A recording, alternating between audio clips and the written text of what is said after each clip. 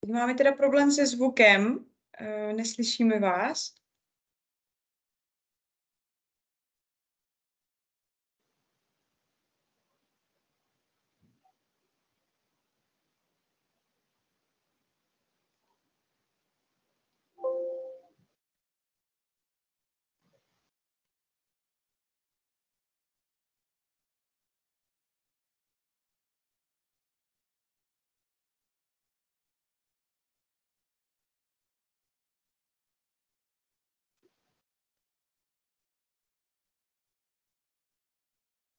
Jenom kontroluji, že problém není u nás. Slyšíte mě všichni účastníci? Dobrý den, vás slyšíme. Ano. Dobře. Ano. Výborně, tak děkuju za potvrzení. Já teda zkusím ještě zavolat do rané péče, že teda jsou komplikace, že je neslyšíme. Ještě než to zjistíme, co a jak, a zkusíme to nějak vyřešit, ty technické problémy, tak jenom připomenu, že tady to setkání se bude nahrávat, protože někteří nemohli být přítomní, moc by je zajímaly právě informace o projektu, který teď spouští raná péče pro rodiny s dětmi, s postižením, a teda jakoby pro ukrajinské rodiny. A tak jenom, ať to všichni víte, že teda setkání bude nahráváno a už se snad opět se objevila raná péče, tak doufáme, že už všechno bude v pořádku. Už vás vidíme.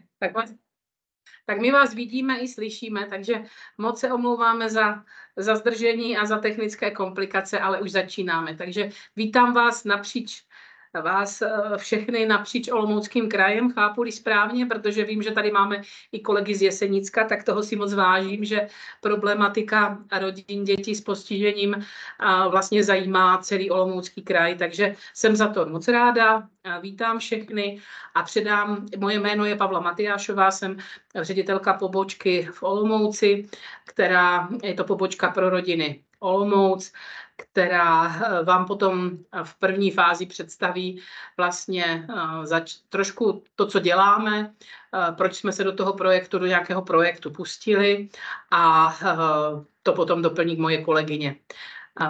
Předám teď slovo ještě kolegyně Martině Žambové, která vám řekne technické věci k tomu setkání. Tak. Ako ste počuli, moje meno je Martina Žembová, som poradkyne pro ranou péči Olomouc v rámci pobočky pro rodinu. A čo sa týka tohto stretnutia, ja možno uvediem nejaké organizačné informácie. Ako povedala už moja kolegyňa Barbora Žurková, toto celé stretnutie sa bude nahrávať. Prezentácia bude k dispozícii vlastne po ukončení tohto. Dúfame, že rátame cca s hodinkovým stretnutím. No a potom, čo vám teraz momentálne nazdielam prezentáciu, tak si vezme úvodné slovo pani riaditeľka. No a na základe potom toho by sme si zobrali slovo my s kolegyňou Vitou, kde vám priblížime bližšie informácie, čo sa týka projektu. Úplne na konci si opäť vezme slovo vlastne naša kolegyňa Barbora Žurková, čo sa týka Strediska sociálnej prevencie v Olomouci, a povie vám bližšie informácie, respektíve aktuálne informácie v rámci noviniek z Ukrajiny. Takže toľko k organizácii. No já ještě, protože kolegyně Martina Žambová se už představila, ještě představím kolegyni Vitu Semalit, která je tady s náma. Je to kolegyně z Ukrajiny, je to teda skvělá naše parťačka, která nás už 2 roky doprovází zase v rané péči, nejenom nás jako tým, ale naše rodiny, který máme v péči nebo který náma prošli, a my jsme je zasíťovali v nějakých podporách, v nějaké podpoře, kterou potřebovali oni samotní a necílili na ranou péči jako takovou. Takže to je teďka náš tady dnešní tým, který se zabývá tím projektem, a možná začnu teda ještě, nebo tím, jak jsme se k tomu dostali, a taky ještě se tady možná neřeklo, že když budete mít potom pod těch našich vstupech jakékoliv dotazy, tak budou vlastně vám zodpovězeny. Pokud bude prostor, pokud jich nebude moc, tak bude prostor na diskuzi, a samozřejmě vám my 3 budeme potom k dispozici na mailech, na telefonech nebo i osobně, kdyby se jednalo o nějaký případ, který bychom spolu měli řešit. Tak. Jinak, teď vám nasdílíme prezentaci, protože jsme si připravili jenom pár slajdíků. Já sama ze sebe vlastně naše pracoviště začalo podporovat rodiny s dětma s postižením hned vlastně po invazi na Ukrajině nebo po začátku války. My jsme tady v prostorách měli i rodiny 2 ubytované a v podstatě jsme v tom byli aktivní. My jsme vlastně v roce 2019 jako Společnost pro ranou péči jsme byli v Charkově na konferenci, protože UNICEF tam společně s Evropskou ranou péčí, s takovou asociací, založil asi 30 center rané péče. A vlastně Ukrajina v podpoře dětí s postižením nebo vůbec osob s postižením byla vlastně na začátku. Jo? Ta raná péče tam taky vznikla na popud rodičů, kteří tam byli hybatelé toho vzniku. Byly to velmi vzdělané maminky právě na univerzitě v Charkově. Tak jenom ať víte, a když vlastně ta válka i začala, tak jsme jenom provázeli pár rodin, aby se dostali ze země. Takže s tou kolegyní, my jsme dělali ještě v letošním roce velkou konferenci v Praze, kde bylo přihlášených asi 17 států světa ze 4 kontinentů a právě tam byla kolegyně i Kukuruca z Ukrajiny, takže jsme s ní v kontaktu a nějak se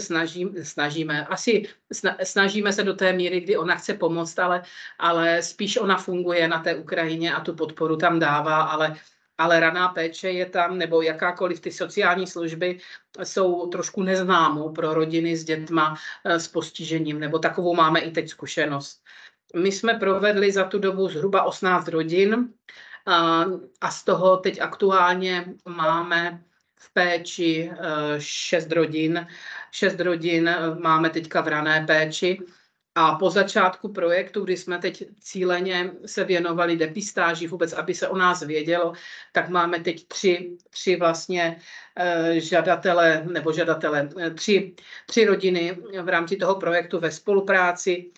Jsou tam děti s dětskou mozkovou obrnou, je tam dítě s leukémií teďka a jsou tam děti s autismem. Jenom ať máte představu, jaké cílové skupiny se to teď týká. A teď my jsme vlastně, když jsme vyhodnocovali, nebo protože úzce spolupracujeme s UNICEFem, a tak jsme vlastně, nebo UNICEF i vyhodnotil tu potřebu toho vlastně podpořit víc rodiny, které mají děti s postižením a utekli z důvodu války sem do České republiky, aby se vlastně nestali izolovaní, aby nežili někde na ubytovnách, aby se jim získalo té pomoci a podpory, kterou český stát nabízí.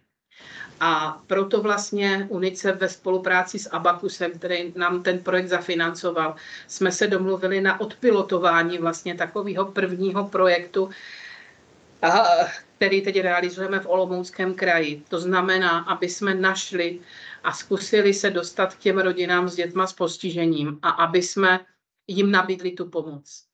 Tady na tom slajdíku, který máte na té obrazovce, tak jenom vidíte vlastně, že my tady máme rodinu, která jako je ta nejužší, to je to kolečko, kdy k nám přišly vlastně ty rodiny a někdy je to jenom maminka dítě, že jo, není tam ten další rodič.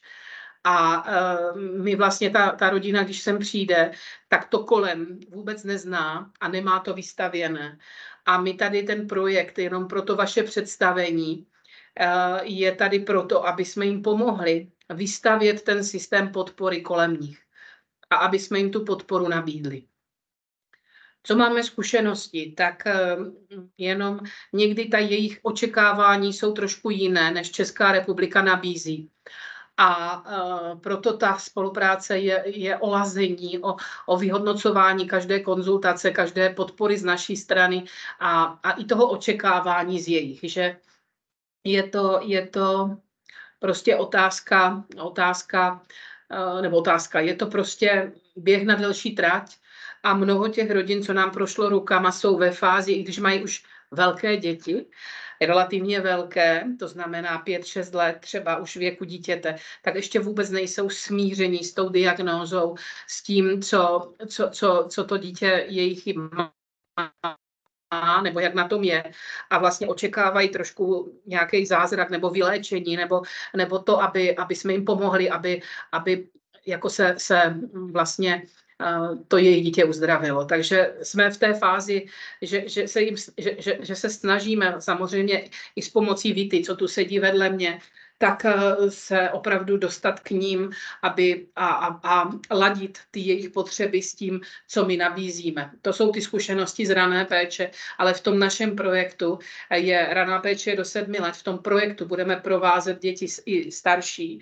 Prostě je to pro všechny děti, ale proto, aby jsme sehnali nebo vystavěli kolem té rodiny ten systém té pomoci, tak aby ta rodina v té péči na to dítě v České republice nezůstala sama. Tak.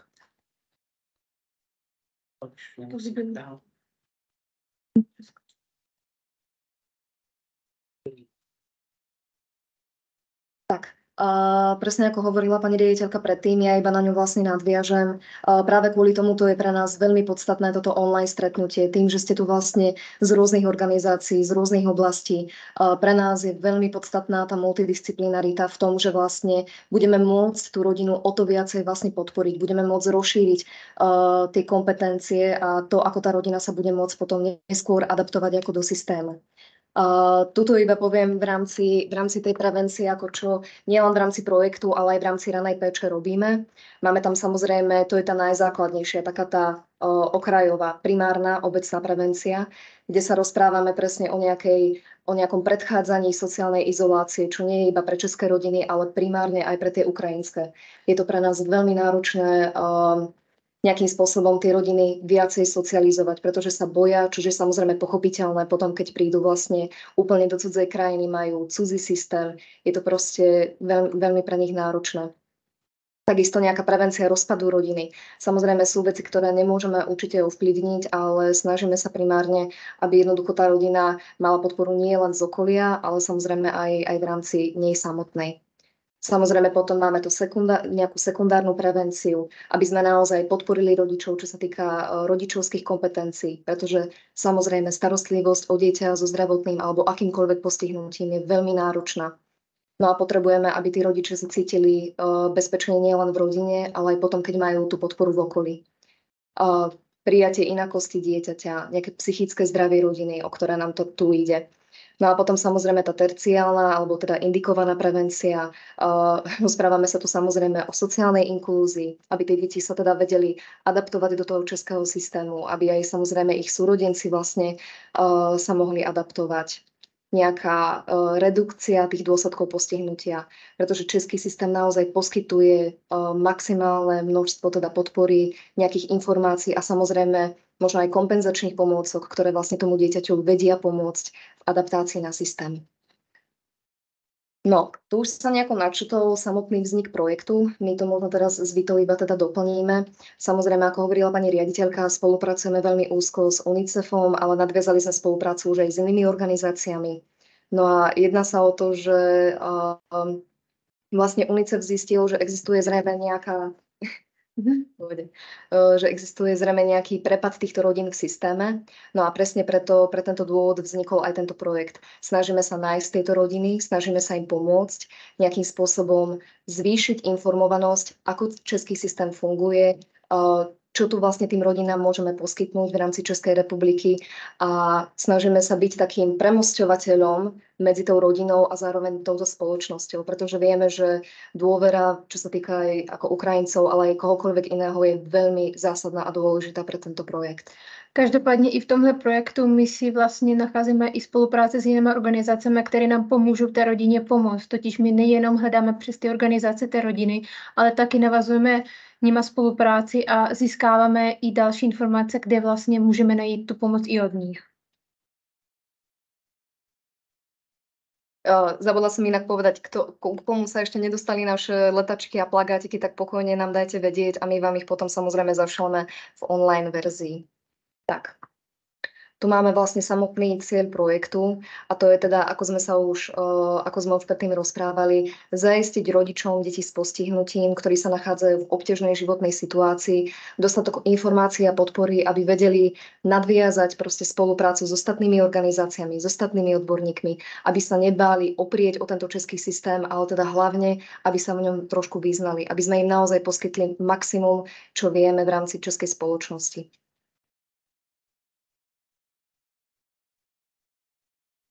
Ještě jenom to doplním, jenom ať máte představu, UNICEF vlastně, když vyhlásili s pomocí Červeného kříže tu humanitární dávku pro osoby, které pečují o někoho s postižením, tak vlastně jsem zjišťovala ty počty a v Olomouckém kraji to bylo, myslím, kolem 20 rodin, které byly před měsícem přihlášení do toho systému. Takže i ta dávka, kterou oni budou čerpat jako finanční, má vlastně sloužit k tomu záchytu i těch rodin dětí s postižením, aby se vůbec vědělo, kolik jich v České republice je. Takže my máme před měsícem v tom systému bylo teda přihlášeného nebo zažádalo o tu dávku pouze 20 rodin. Jo? To jenom ať máte představu. A my tady vlastně ještě v speciálně pedagogickém centru jsem zjišťovala čísla a tam bylo zachyceno na začátku září 55 rodin nebo s dětma s postižením, nebo ty děti bylo jich 55 a opravdu se předpokládá, že těch dětí a těch rodin je mnohonásobně víc a že vlastně oni neví o těch informacích, o kterých jsem teď mluvila, nebo mluvíme a oni vlastně nejsou schopni se ani do toho systému třeba přihlásit o tu dávku a my vlastně chceme, aby ty informace měli, my jsme je provedli samozřejmě společně s váma, protože zasíťovat tu rodinu nebude jenom o nás, ale bude to o té spolupráci s váma. A každopádně, jakož už paní ředitelka zmínila, že vlastně už máme 3 rodiny v projektu, tak žádná rodina bohužel neví o tom systému, jak vlastně spolupracovat s speciálním pedagogickým centrem. Tím pádem to už jsou rodiny mimo systém, které nejsou vlastně zainformované. No a všeobecne teda sa tu môžeme porozprávať o tom, čo v rámci projektu nabízime pro tieto rodiny. Hneď ako prvé tu máme vlastne sociálne poradenstvo. Pokiaľ by nám zavolala rodina aj, ktorá nejakým spôsobom nie je z Olomouckého kraja, samozrejme v našich silách urobíme to, aby sme poskytli aspoň základné teda sociálne poradenstvo, ale čo sa týka rodín v rámci Olomouckého kraja a ktoré spadajú pod náš projekt, tak vlastne sa im budeme snažiť pomôcť vyriešiť a respektíve pomôcť im nájsť riešenia na ich individuálne potreby. Máme tu samozrejme vyhľadávanie a oslovenie návazných služieb. Snažíme sa vlastne vyhľadať na základe bydliska danej rodiny, akých odborníkov majú v okolí, aké služby by potenciálne mohli využívať a snažíme sa vlastne takisto opäť byť premostíkom medzi touto rodinou a týmito náväznými službami. Samozrejme sa tu rozprávame aj o nejakej pomoci s výberom škôl, to znamená veľa... To je v poriadku. Počujete nás? Je to tak? Super. Dobre. Máme tu teda pomoc s výberom škôl, to znamená, že rozprávame sa tu v rámci projektu o deťoch od 0 do 18 rokov, ktoré majú nejaké zdravotné postihnutie. To znamená, máme tu materské škôlky, či už nejaké štátne, alebo potom s nejakými špecifikami. Rozprávame sa tu o základných školách, potenciálne už aj o stredných školách, takže tak. Určitě, co bude důležité, je i spolupráce se zdravotnictvím a s těma zdravotnickýma službama. Propojit je, protože my víme, kdo je na jaký typ postižení nebo na nějakou diagnózu, na různý specifika, co ty naše děti potřebují, kde je jaký odborník. Ale i naše rodiny čekají v těch řadách na to, než se k těm odborníkům dostanou. Takže propojit je vlastně i s tím zdravotnickým systémem, protože ten je u nás proti jejich jiný a prostě i to se pokoušíme nějak jim zprostředkovat. Ale za co jsem moc ráda, tak díky i holkám tady, tak naše rodina jedna už byli v Lázních třeba, jo, a to ze začátku, když jsem přišli, jo, tak ta rodina, když jsem přišla ze začátku, je tady jako je tady hned po začátku konfliktu, tak se vlastně opravdu podařilo zajistit té rodině a třeba té holčičce v té rodině konkrétně i ten pobyt v Lázních. A to je prostě super, protože jo, ta holčička zase měla nějaký potíže, co se týká hrubé motoriky, takže se jí v těch Lázních hodně pomohlo a je to holčička, která je schopna teď s nějakou oporou chodit. Jo. Takže to je super, když z ležícího dítěte máte chodící. Takže i ta míra závislosti potom těch dětí na tom a té rodiny na tom systému může být jiná, pokud dostanou tu podporu efektivní, kterou potřebují. Přesně. Potom tu máme nejaké tlmočnícke služby, tak ako ste už mohli vidieť, tak naša vlastne kolegyňa Vita dokáže zaistiť vlastne tlmočenie z ukrajinštiny a ruštiny do češtiny. Prípadne nadviazali sme spoluprácu s PICom, ktorý takisto vlastne ponúka nejaké tlmočenie. To znamená, že pokiaľ by, ako my sme nepokryli tie kapacity, tak máme ešte aj externých odborníkov, ktorí by vedeli to tlmočenie zaistiť. Takisto budeme poskytovať pomôcky pre psychomotorický vývoj. To znamená, že na základe nejakého zhodnotenia individuálnych potrieb dieťaťa budeme vedieť buď poradiť, nejakým spôsobom pomôcť vybaviť alebo poskytnúť presne tieto kompenzačné buď pomôcky alebo nejaké hračky, prípadne proste naozaj pomôcky, ktoré by pomohli tomu dieťaťu s lepšou adaptáciou na školský alebo na všeobecný systém.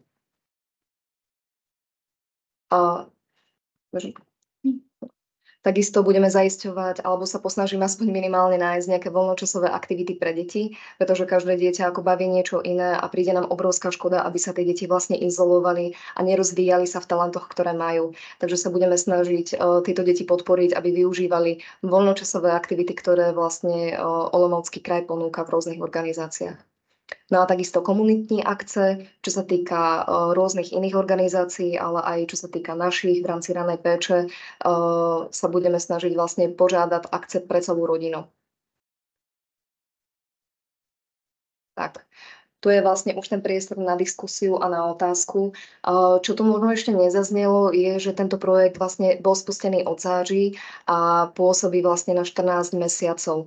Rozprávame sa samozrejme teda o rodinách, ktoré majú dieťa so zdravotným postihnutím, ale sú to teda deti od 0 do 18 rokov. Avšak, aby nás to nezastavilo, naozaj budeme sa maximálne snažiť vlastne podporiť dieťa, ale berieme rodinu ako celok. To znamená, pozeráme sa ako na rodičov, tak na súrodencov, tak na blízku rodinu okolo, tak isto na tú komunitu, v ktorej tá rodina žije.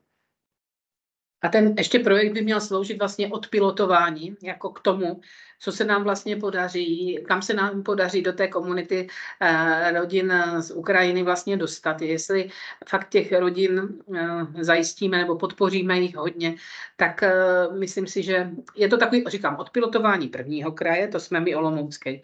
Od listopadu navazuje Karlovarský kraj, že jsou to ty dva kraje, které se v rámci České republiky budou pilotovat. A pak budeme pravidelně to vyhodnocovat s tím Abakusem i s UNICEFem. A pokud by to mělo efekt a pokud by se opravdu vyhodnotilo to, že ty potřeby těch rodičů jsou, tak si předpokládám, že by se takový projekt vlastně udělal pro celou Českou republiku. Taky musíte vědět, že k té rodině můžeme se dostavit. Moje kolegyně Martina Žembová je výborný řidič, takže vlastně vždycky nás tam zaveze i do Jeseníku kamkoliv po celém Olomouckém kraji. My se na první informační setkání vždycky s rodinou, prvním telefonním hovoru vždycky se domluvíme a tam se stavíme osobně, aby jsme navazali kontakty, probrali jejich potřeby, po případě, kdyby chtěli s námi promluvit vyloženě jako osobně, aby zjistili, jak jsme na tom, jak oni jsou na tom, co můžeme pro ně udělat, co musí vzít jakože vážnější otázky, kde musí dávat pozor, na co se musí obrátit, na jaké stránky se musí obrátit a podobně. Ještě chci říct, že do toho projektu jsou zapojeny i další aktéři, jsou to ty specialisti v rané péči, kteří umí vyhodnotit psychomotorický vývoj, proto aby vlastně, i když to dítě třeba bude starší, když to dítě bude starší, tak aby, nebo starší, prostě když bude spadat do cílové skupiny raná péče, tak ji nasměrujeme podle cílové skupiny do rané péče, ale pokud jasně oni někdy na začátku to chvilečku trvá v těch rodinách, než spolupráci vůbec nějakou chtějí, tak ty naše kolegyně jsou schopni prostě vyhodnotit ten vývoj a právě ušít tu podporu toho vývoje dítěte podle těch jeho potřeb. Takže, tak jak říkali kolegyně, je to o těch pomůckách, ale to není o pomůckách, jakože zbalím, otevřu skříň, ale že i ty pomůcky a ta podpora toho dítěte bude pokud možno ušita na míru konkrétnímu dítěti. Tak děkuji moc za pozornost a teďka můžete dávat svoje otázky. Zkusme shodit tu prezentaci. Tady. Dobrý den, Křísková, město Šumperk. Já jsem se chtěla zeptat, jestli jste si oslovovali i nějak pediatry. Protože přece jenom většinou jako ty rodiny mají nějakého svého pediatra, takže tam si myslím, že by byla taky cesta. Určitě ano, my jako začínáme spolupracovat v tomto projektu úzce s dětskou klinikou, kde ty děti s dětma s postižením, kde oni mají jako ten největší záchyt. To určitě je pro nás prioritou. A myslím si, že jestli se nepletu, je tak 2 500 pediatrů v Olomouckém kraji. A nevím, jestli jsme úplně schopni, jako jasně oslovovacím dopisem to můžeme udělat, ale určitě nejsme schopni je oslovit osobně. A pediatři jsou, protože v rané péči s nima spolupracujeme v podstatě 30 let, takže ti pediatři, co jsou prostě ti dětští obvodní pediatři, nejsou úplně vždycky nastaveni na nějakou spolupráci, tak jak my v rámci sociálních služeb. Ale určitě my máme databázi pediatrů, takže ten mail, který šel vám v podstatě, tak šel i těm pediatrům. Jenom ať máte představu, jaká je potom vůle toho odborníka vůči zase těm rodinám, který má, to nevím. My víme, máme vytipovaný pediatry, kteří spolupracují nebo kteří nabízejí pomoc rodinám z Ukrajiny, tak tam můžeme intervenovat třeba více osobně, ale obecně všechny pediatry v Olomouckém kraji asi nezvládneme obět. Určitě budou pediatrické dny, nebo kongres, bývá tady Hanákovy pediatrické dny, bývá to v červnu každý rok, takže určitě budeme, nebo pokusíme se, protože nás vždycky po nás chtějí nějakou přednášku, takže minule jsme měli nějaký souběh paliativní a rané péče právě v rodině, tak teď bychom tam mohli jenom představit možná i ty čísla, které se nám podaří nejenom v rámci projektu, ale v rámci toho našeho regionu zachytit, co se týká spolupráce s rodinama, s dětma s postižením nebo s vážným onemocněním z Ukrajiny. Takže to je jako cesta představit na kongresu, který je určený pro pediatry, ty naše výstupy a vyzvat je ke spolupráci. Ale to máme červen příštího roku. Ale děkuju moc, nevím, kdo to říkal, moc děkuju za ten dotaz.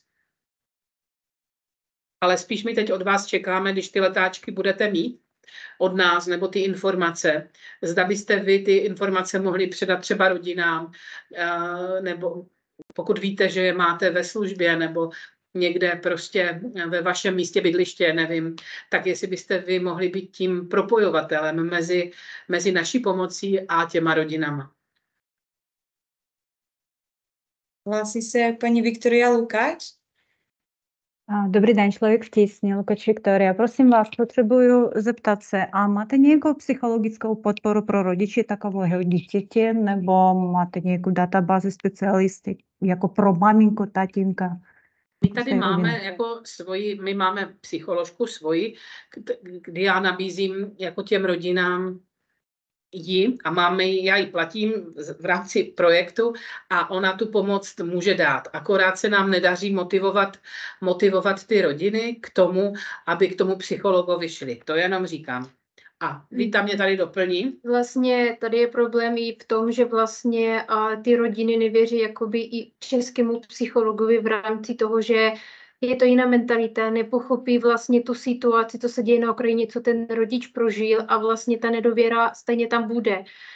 Vždycky musíme brát dotaz, že oni jsou z Ukrajiny, ne z České republiky a vlastně budeme rádi, když prostě i v Olomouci sobě víc ukrajinských psychologů, kteří budou s námi navazovat kontakt. Děkuji. Děkujeme. Ale jako my v týmu máme externího jednoho psychologa, že když je rodina v krizi opravdu, tak ji voláme a využíváme ji pro klienty rané péče a využíváme ji i pro tady tyto rodiny. Ale naše rodiny, které náma prošly, tak jsme vlastně ani jednu nenamotivovali k tomu, aby tu psychologickou podporu využili. U nás všechny holky v týmu mají krizovou intervenci, vedení rozhovoru, jo, a společně s Vitou, když tak jako řešíme ty krizové situace, ale na druhou stranu toho psychologa jako takového, i když ta nabídka je, tak zatím nebyl využit ze strany těchto rodin. Ale každopádně nabízíme i celkově sítě ukrajinských psychologů, kteří poskytují online setkání pro nich, které jsou dostupné z Ukrajiny, z ukrajinských projektů. Každopádně, kdyby chtěli osobní setkání a byli by schopni jakože fakt jít k českému psychologu, já jsem schopna jim zajistit tlumočení a vlastně, aby tam byla důvěra. Děkuji. Ještě tady v chatu jsou 2 dotazy nebo podněty od paní Michálkové z OSPODu v Jeseníku. Dobrý den, máte prosím nějakým způsobem zajištěnou prezentaci vaší služby a kromě těch pediatrů, o kterých jsme už tady mluvili, se ptá na školy a na školky a poté říká, píše, že není problém šířit informace a jakým způsobem budete distribuovat letáky. Tak letáčiky budem distribuovať online. Pokiaľ by sme mali možnosť vôbec niekedy zájsť, tak určite by sme letáčiky vedeli doniesť aj fyzicky, ale určite tým, ktorí sa zúčastnili tohto stretnutia, aj možno ľuďom, tak to vieme proste poslať. Asi kdo bude chtít poslat, máme je krásně natištěný, jeho letáky dotiskneme, když bude potřeba. Možná vás poprosíme na ten mail, kdo bude chtít poslat letáky fyzicky, tak vám je rádi pošleme. Kdo bude chtít osobní účast, zajedeme ještě i za váma. Ale teď říkám, teď máme 3 nové rodiny a myslím si, že to bude, nechci teď podceňovat, ale bude to asi náročné jim tu podporu dát v té situaci. Mm-hmm. A ještě tam byla nějaká otázka, pardon. Tam bylo... Školky. Jo, školky, tak tam šlo určitě letáčky zase v té naší databázi, kterou jsme rozesílali těch kontaktů, tak to šlo na školky určitě. A na školy taky.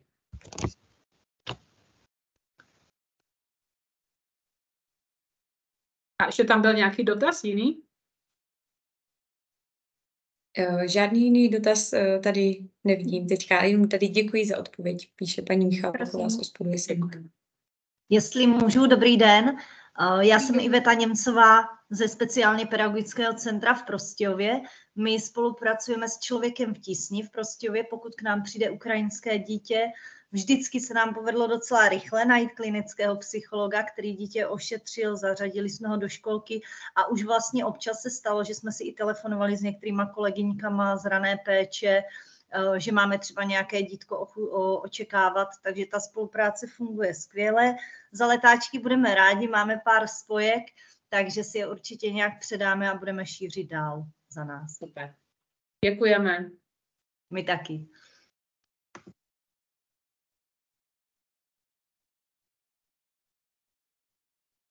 Jde nám i o to, že Člověk v tísni nebo i Charita, další organizace, je dobře, když jako takové rodiny máte, ale my zase, protože zase máme specifika nebo kolegyně umí různá nebo znají jiný systém zase pomoci, podpory a péče o ty děti s postižením, tak budeme rádi, když třeba nás propojíte, když třeba uděláme jenom konzultaci kolem té rodiny, jo, třeba co bychom mohli ještě pomoct, jo, nikde se jako úplně necpeme tam, kde nebudeme jako zváni, ale na druhou stranu umíme zase jiné věci v té rodině a vytvořit ten tým kolem té rodiny, těch služeb nebo těch odborníků nebo potom i toho systému dalšího, co je potřebné, tak v tom si myslím, že můžeme jenom kooperovat. Že nejsme jako konkurence, ale jsme ti, co by měli kolem té rodiny táhnout za jeden provaz.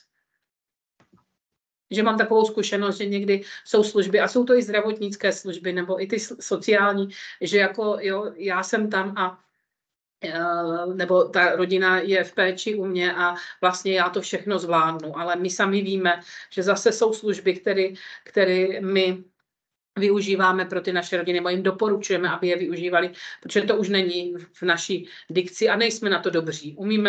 Umíme něco, na to se specializujeme a umíme se spojit s váma, aby jsme ten okruh té pomoci rozšířili kolem té rodiny. Každopádně umíme i tak, aby ta rodina rozkvětla, aby prostě rodina dokázala se cítit bezpečně a dokázala využívat veškeré možnosti, co v České republice se nabízí, zapojit se prostě do práce, do veškeré školy, prostě fungovat jakoby úplně normálně rodina, jak by si cítila doma, což my moc rádi a nám to taky dává motivaci pracovat dál a dál.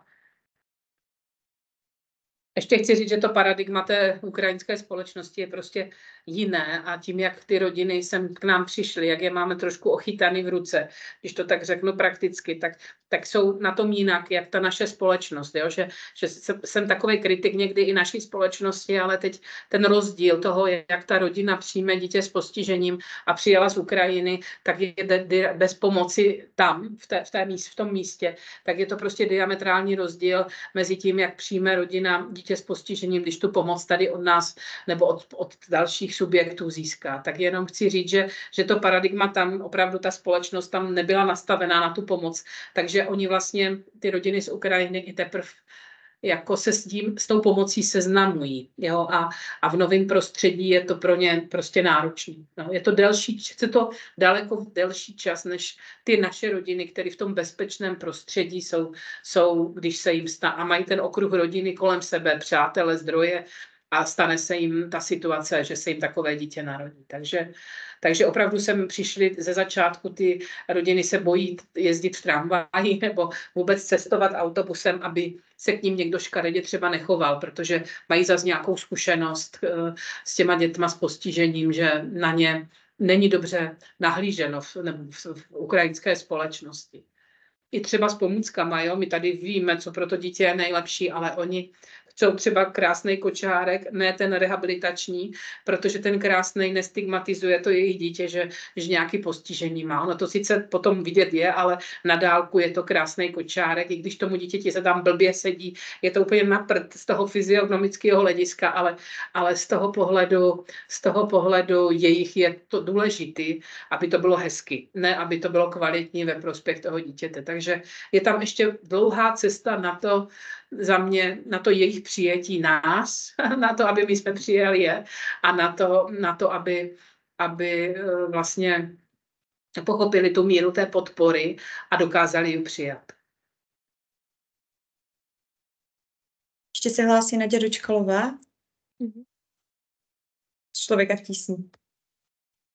Ano, dobrý den, Naďa Dočkalová, koordinátorka sociálních služeb. Já jenom vám chci poděkovat za vaši služby a vlastně s váma máme už zkušenost i vlastně dvouletou teďka, protože už na začátku jsem vám posílala klienty ještě předtím, než jste vlastně rozjeli tady tuhle pomoc i s UNICEF. Problém je, že my sice předáváme ty kontakty, my nepracujeme s postiženými dětma, my máme dospělí lidi 15+, ale ty klienty ano, nechtějí se sami ozývat, takže už teď jsme domluveni s našimi teréňáčkama, že když vlastně takovou rodinu poznají, tak se domluvíme spíš na společné schůzce, protože oni sami se vám neozvou, stydí se, víte, přesně jste úplně popsala jejich chování a mentalitu ukrajinských rodin, které mají děti s postižením. Takže už teď jsme vám vlastně poslali nějaké klienty, kteří se ozvali sami a ten zbytek spíš chceme si domluvit na společné schůzce a seznámit vás s tou rodinou.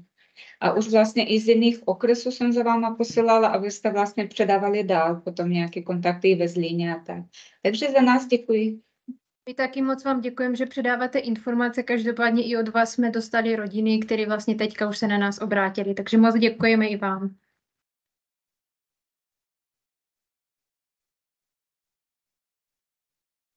Máme ešte nejaké ďalšie dotazy, prípadne nejaký príspevok k tejto debate, k tejto diskusii?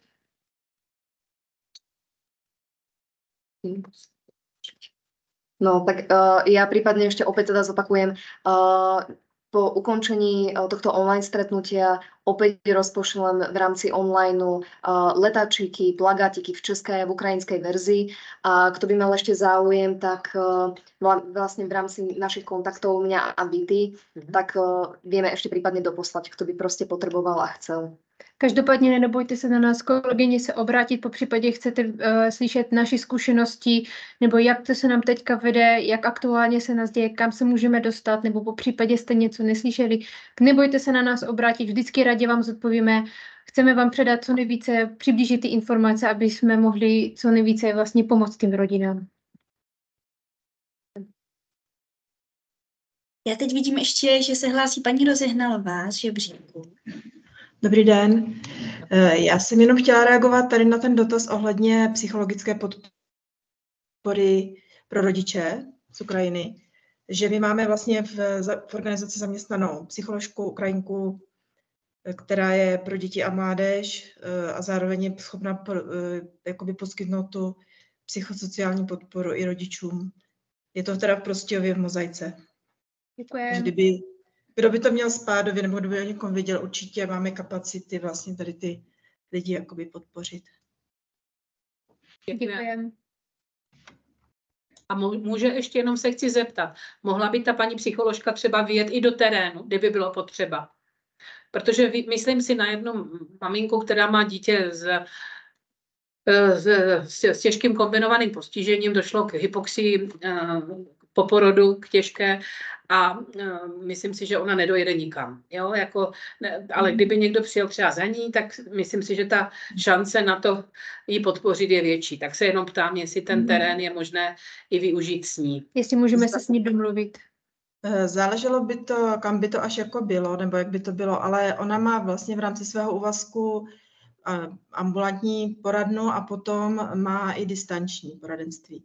To znamená, že vlastně by mohla nějakým způsobem online nebo po telefonu podpořit a myslím si, že by asi nebyl problém i vyjet, pokud by to jako časově bylo nějaké jako rozumné. Jo? Je to blízko Prostějova. Je to blízko Prostějova, ta vesnice, jenom jako mě to tak napadlo. A my taky máme peníze v tom projektu na to zaplatit i třeba, nebo ale spíš jde o ty kapacity, že jste říkal, že psychologové, se kterými spolupracujeme, moc volných kapacit nemají. Takže no, my máme ten projekt vlastně chvilku rozjetý, kapacity právě ještě nějaké volné máme. I z hlediska toho, že ti lidi opravdu trošku vnímají jakoby stigmatizaci tady toho návštěvy psychologa, tak se nám zdá, že pořád ještě to není tak využívané, jak by určitě potřebovali a jak bychom my mohli i jako je podpořit.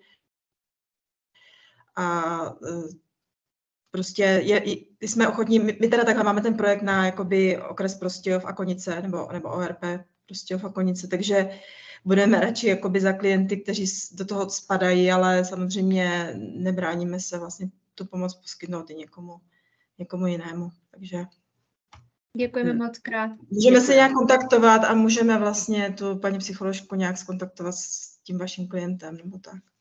Dobře, děkuju.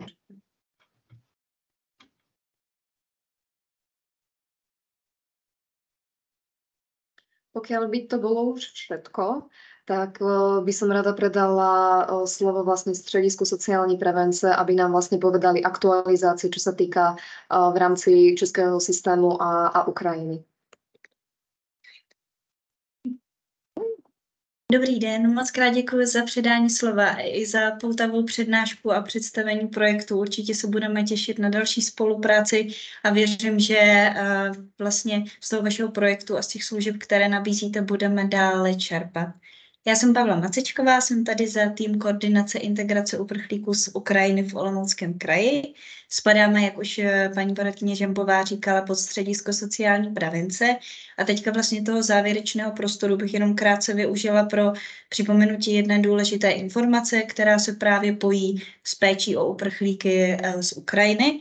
S tím, že všichni, tak jak jsme si tady zatím s kolegyní koukali z toho seznamu hostů, kteří tady jste, byste tu informaci už od nás měli mít také v e-mailu, případně by se k vám měla dostat i z jiných zdrojů. Nicméně tím, že je to opravdu vlastně jako přelomová informace, která se týká spousty rodin a mění vlastně jako celou jejich dosavadní situaci tady, tak bychom to rádi chtěli ještě jednou připomenout. Jedná se vlastně o to, že dosud vlastně rodiny, které tady žily pod takzvaným statusem zranitelnosti, to znamená matky s dětmi do 6 let, děti všechny, studenti, seniori nad 65 let a studující a osoby, které měly právě nějaké zdravotní znevýhodnění či jiné vlastně jako překážky, které jim prokazatelně vlastně bránily tady samostatně vést ten život, tak měli nárok na bezplatné ubytování zdarma. A to se prokazovalo, tahle zranitelnost při žádosti o humanitární dávku. To znamená, oni si tam zaškrtli ten svůj status, bylo to potvrzené a tím pádem tím, že z těchto nároků byli zranitelní, tak měli také nárok na to bezplatné ubytování. Bohužel nedávno se začal přijímat alternativní výklad toho stejného zákona. Ten zákon bohužel nebyl napsán dobře, tudíž bylo možné si jej vykládat 2 způsoby. A ten alternativní výklad říká, že nehledě na to, že rodina sice podle těchto podmínek spadá do toho zranitelného statusu, tak pokud má jakékoliv byť minimální příjmy a nedosáhne tím pádem na finanční pomoc v podobě té humanitární dávky, tak zároveň ztrácí nárok na to bezplatné ubytování. Typickým příkladem může být třeba matka samoživitelka, která má přiznanou invaliditu a má dceru ve školním věku, což je vlastně jako reálný případ tady z toho kraje. A s tím, že doteď měla ten status zranitelnosti, jednak protože má tu invaliditu a její dítě je zranitelné už z té podstaty toho, že je dítě. Nicméně téhle paní se podařilo najít si vlastně přivýdělek v podobě pár tisícovek. Ale tímto vlastně už ztratila nárok na tu finanční výpomoc v podobě té humanitární dávky. A podle toho nového výkladu tím pádem také ztratila nárok na bezplatné ubytování v tom systému HUMPO, kde to ubytování vlastně proplácí kraj. Což znamená, že přesně tyhle ty rodiny a přesně tyto jako ohrožené cílové skupiny teďka přichází o to ubytování a snažíme se tu situaci nějakým způsobem na krajské úrovni s přesahem na to celostátní řešit. To znamená, určitě budeme moc rádi, když zaznamenáte v rámci své terénní práce nebo v rámci spolupráce s neziskovkama nějaké takové případy, když se na nás jako na tým koordinace integrace obrátíte a my budeme ty případy dále delegovat. To znamená i tím, že jsme napojeni na tu síť těch neziskových organizací, jako je právě Člověk tísní, Charita, Rodinná centra a další neziskovky, tak bychom tyto případy a vlastně práci na nich dále delegovali. Stejně tak existuje takzvaná linka Romodrom, která také napomáhá vlastně při řešení těchto případů. Já bych vám letáčky zaslala tady ještě do chatu. Podívám, kde to máme. A určitě byste je potom mohli kontaktovat. Případně bych vám to mohla taky zaslat do toho e-mailu. Zeptám se, je to pro vás nová informace, případně máte k tomu nějaké dotazy, ať už i k té lince. Ano. Já mám jenom jeden dotaz. Jaký je výklad zákona ze strany Ministerstva práce a sociálních věcí tady k tomuto zákonu? Protože ten bych jako potřebovala teda zaslat, aby jsme věděli, jako jestli jak ten zákon máme teda chápat. Jo? Když ministerstvo dá k tomu jasné vyjádření, tak se máme potom čeho držet. Jo? Jestli je to teda, že tu zranitelnost, jestli ta zranitelnost u nich zůstává, když si vydělají 2000, anebo nezůstává. Jo? To bych potřebovala, jestli k tomu máte nějaké stanovisko ministerstva. Rozumím, jo. To stanovisko nám bylo zasláno na ten e-mail a je to, jo, ono to mělo jako velmi nešťastnou podobu. Bohužel jednak jsme na to čekali dlouhou dobu, než se vůbec vlastně k něčemu takovému důležitému vyjádří. A potom nám přišlo pár odstavců s tím, že teda ano, v rámci nějakého usnesení Ministerstva práce a sociálních věcí bude akceptován tento výklad. Určitě to můžeme přeposlat. Vlastně ministerstvo to s prostřednictvím té státní zmocněnkyně paní Laurenčíkové zasílalo i ubytovatelům, proto aby teda věděli, že toto stanovisko platí. Nicméně já teď si nejsem jistá, jaká je ta hranice toho příjmu maximálního, které ty osoby můžou mít, aby vlastně na tu dávku ještě dosáhly, protože ono se to vypočítává také z toho, kolik mají těch dětí, jestli mají už něco našetřeno, nebo mají nějaké jako další vedlejší jako úspory nebo příjmy. To znamená, ono jako neexistuje konkrétní částka, která by řekla, když si vyděláte více než 3000, tak už vlastně spadáte do této skupiny. Je to vždycky individuální pro tu danou rodinu, ten výpočet. S tím, že ministerstvo tvrdí, že by se to mělo týkat vlastně jako relativně malého počtu těch rodin. Nicméně i z toho, jak se nám ozývají právě partneři z těch neziskových organizací, tak zjišťujeme, že opravdu to nebudou zase tak malá čísla a že opravdu bude třeba těmto lidem pomoct. Jedno z řešení, ten výklad tady určitě zašlo a vlastně všem, tak jak se rozesílá ta pozvánka klidně na tohle setkání, tak tyhle informace určitě můžeme předat. Jestli vás potom poprosím o spolupráci, když tak s přeposláním těch e-mailů, tak by to bylo super. A vlastně takové jako přechodné řešení pro překlenutí této krize je takzvaná dávka mimořádné okamžité pomoci, o kterou si ty rodiny můžou zažádat na úřadu práce. A z toho, co bylo řečeno, by měla být vyplacena co nejdříve. Bohužel se také setkáváme s tím, že tam je týdenní či dvoutýdenní zprodlení. Je to vlastně dávka, která má pomoct těm rodinám nějakým způsobem uhradit třeba nájem na přechodnou dobu, než vlastně tu svoji situaci vyřeší tak, že budou schopni dále ty náklady pokrývat sami. To znamená, není to nutně po dobu 1 měsíce, že by to bylo jednorázově vyplaceno na měsíc. Může to trvat i déle, ale je to zamýšleno jako na překlenutí právě té potřebné doby. S tím, že úřad práce bude přihlížet také k vyjádření sociálních pracovníků a k tomu vlastně, jak ta rodina bude se snažit jako v uvozovkách postavit na vlastní nohy. Nicméně určitě, když byste se s takovým případem setkali, tak nás klidně kontaktujte, budeme se snažit zajistit nějaké to systémové řešení, případně dále koordinovat tu práci na tom případu. A nebo můžete využít právě té linky Romodrom, kterou jsem vám teďka zaslala do chatu.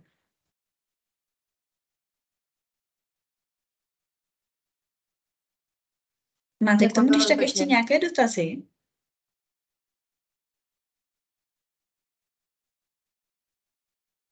Oni vlastně všichni, včetně nás, včetně ubytovatelů, včetně zástupců z Krajského asistenčního centra pomoci Ukrajině, se ohradili proti tomuto výkladu a proti tomuto usnesení, protože vlastně i z logiky věci jde proti těm, kteří se tady snaží fungovat samostatně a kteří navzdory své jakoby nevýhodné situaci tady se vlastně snaží být ekonomicky samostatní.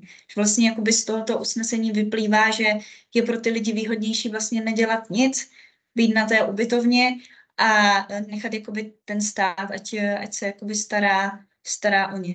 Já klidně předám slovo paní Dočkalové, která má vlastně zprávy z první roky z terénu, jakožto pracovnice Člověka v tísni.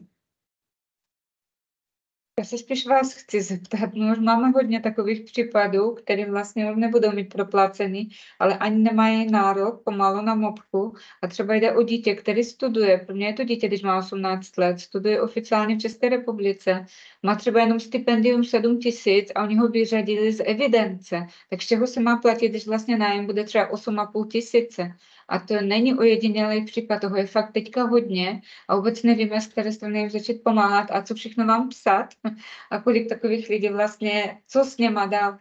On vlastně teďka zkusí požádat o nějaký od univerzity nějaké bydlení, ale to je jenom jeden případ, ale toho je fakt víc, je toho hodně.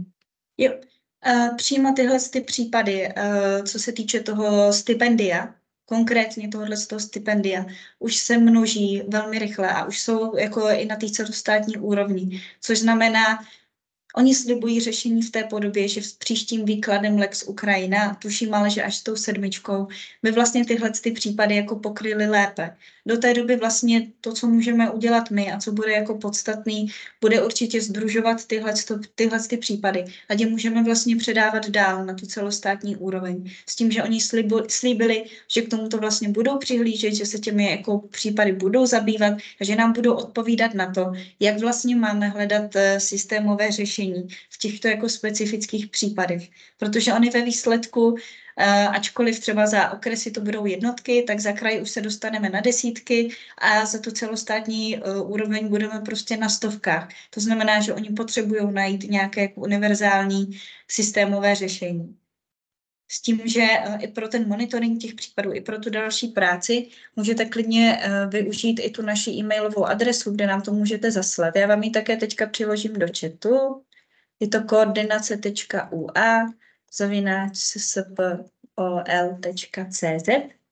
A kdybyste vlastně jakýkoliv takový případ měli, tak se na nás neváhejte obrátit. s tím, že tam vlastně můžete formulovat, o co se jedná, v případě koho se to týká a my tyhle případy budeme překládat dál s tím, že pokud už budeme vědět, jak postupovat při tom jejich řešení nebo budeme mít nějaké jako informace z té systémové úrovni, tak jako moc rádi budeme nápomocní. Já vám ještě do toho chatu přiložím telefonní číslo, ať můžete vlastně na nás ten kontakt klidně předat nebo nás ohledně tohohle z toho kontaktovat.